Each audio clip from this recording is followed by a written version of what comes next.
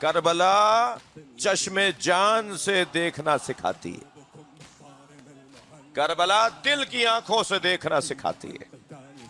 وہ اپنے پورے وجود کو جب تک ہم آنکھ نہیں بنائیں گے ہمیں حقائق نظر نہیں آئیں گے، جب تک پورے وجود کو ہم اپنے لیے آنکھ نہیں بنائیں گے ہمارے سامنے حقیقتیں روشن نہیں ہوں گی۔ میری یہ پرانی مثال ہے، مجھے معاف کریں گے، میں ایک رستے سے گزر رہا تھا، سامنے سانپ بیٹھا نظر آیا، میرے بڑھتے ہوئے قدم رک گئے، سوچنے لگا آگے بڑھوں گا، یہ موذی ہے، حملہ کرے گا۔ ابھی کھڑا میں سوچ رہا تھا کہ مجھے کیا کرنا چاہیے، دور سے لوگوں نے دیکھ کر مجھ پہ تبصرے شروع کر دیے، مولانا کو دیکھو بڑی شجاعت کی باتیں کرتے ہیں، سانپ سے ڈر رہے ہیں۔ اب میں سوچنے لگا ان کے چڑھانے میں آؤں یا عقل مندی کا ثبوت دوں۔ بہت سارے لوگ چڑھا کے غائب بھی ہو جاتے ہیں۔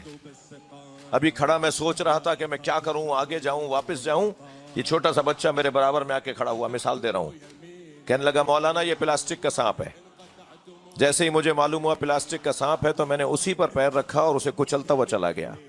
معلوم یہ ہوا جب حقائق روشن ہو جاتے ہیں تو اقدامات بھی تبدیل ہو جاتے ہیں۔ بھائی جملہ محسوس کیجئے گا، ساری دنیا جس یزید سے ڈر رہی تھی حسین اس کی حقیقت کو جانتے تھے۔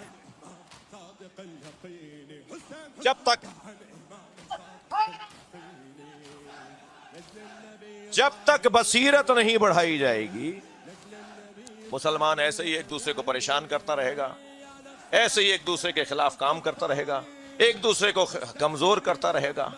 جی میں صرف اشارتاً عرض کروں گا، 3 دن پہلے جو ہمیں کراچی میں گالیاں دی گئی ہیں، جی یہاں کا تو کوئی غیر پڑھا لکھا ذاکر اگر الٹا سیدھا شعر پڑھ دے تو پولیس کی مدعیت کے اندر FIR کر جاتی ہے۔ اب کہاں گئے ہمارے ادارے؟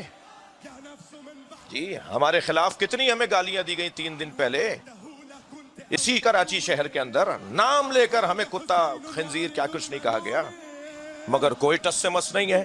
تو میں تو ایک سوال چھوڑ کر جا رہا ہوں، ایک صلوات پڑھ لیں ذرا محمد و آل محمد۔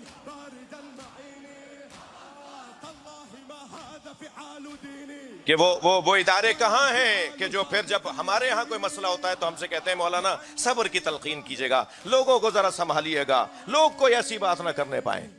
تو بھائی اب آپ پولیس کی مدعیت میں FIR کاٹیں نا، آپ کچھ چلے ہمیں نہیں پتا FIR کا ہمارا کیا مطالبہ، ہم تو کہہ رہے ہیں آپ کو پتا بھی ہے۔ میں نے آج 2 افسران سے بات کی، انہوں نے پتہ ہی بھی نہیں تھا۔ ادھر کسی کونے میں کھڑے ہو کر اگر کوئی بچہ کوئی بات کر لے تو آپ کو سارے فرشتے بتا دیتے ہیں، اور یہاں ایک شاہراہ کے اوپر پاکستان کے باہر کے لوگ آ کے کراچی کے اندر شیعوں کو گالیاں دے کے گئے، کسی کو کچھ پتا نہیں ہے؟ مجھے تو لگتا ہے پتا ہے۔ آپ چاہتے ہیں میں گالیاں دلوانا، آپ چاہتے ہیں کہ کسی طرح ہمارے جذبات بھی ابھاریں اور پھر ہم بھی کچھ کریں اور پھر شاید کچھ اور مطلب نکالنا ہے اس ملک کے اندر۔ تو جب تک بصیرت نہیں بڑھے گی، جب تک کربلا نہیں آؤ گے، اس وقت تک امت لڑتی رہے گی۔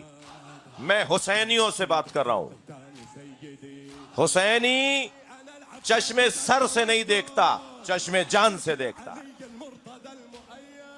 خبردار، ہمیں سب سے زیادہ عزیز ہمارا وطن ہے۔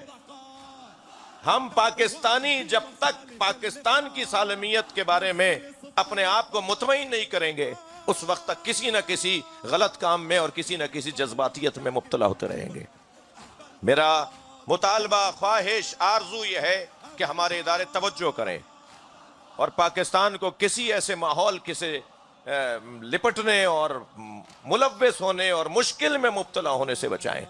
پاکستان کی سالمیت اس کے بدخواہوں کی نیست نابودی کے لیے اور ریاستی اور حفاظتی اداروں کی توجہ بڑھانے کے لیے بلند تر صلوات پڑھیں۔ یہ میں بھائی 3رے دن بول رہا ہوں، اگر میں جذباتی ہوتا نا پہلے دن بولتا۔